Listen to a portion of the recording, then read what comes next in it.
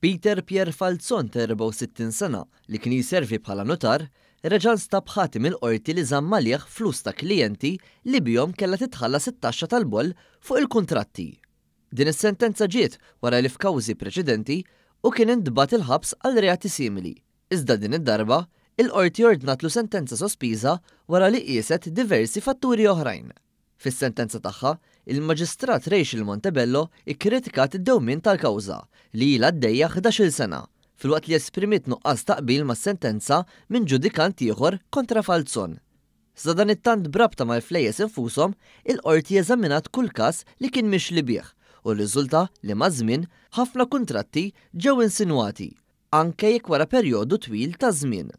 Dan bl-eċċezzjoni ta' kuntratt wieħed ta' koppja li xtrat proprjetà iżda baqgħet qatt ma daret fis-sema u għaldaqstant Falzon dawar fiqlih il-flus f'dati lilu.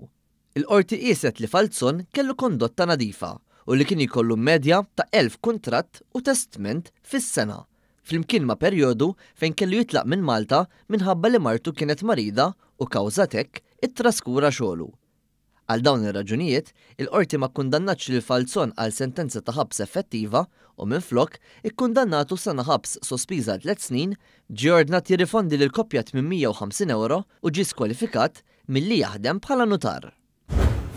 Abigail Buġeja ta' 38 sena minn San Ġiljan wieġbet mhux ħatija għal serq aggravat wara li ġiet akkużata li serqet oġġetti li laħqu l-valur ta' madwar 20,000 euro minn appartament fil-Gżira f'żewġ okkażjonijiet li wara f'Marzu li għadda. L-affarijiet misruqa jinvolvu ħwejjeġ, ġojellerija, oġġetti elettroniċi u anke flus kontanti. Il-każi seħħew fit-23 u fis-27 ta' Marzu 2025 fis-Savoy Gardens. Buġeja ġiet identifikata minn kameras tas-sigurtà u anke b'marki ta' swaba waqt li ġiet arrestata fil-21 ta' Lulju.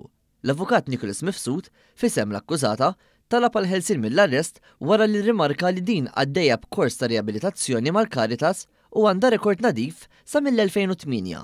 Il-qorti ordnat il-ħelsien mill-arrest taħt kundizzjonijiet stretti, inkluż ħin barra limitat, probation, supervizjoni u tkomplija tal-kors ta' riabilitazzjoni.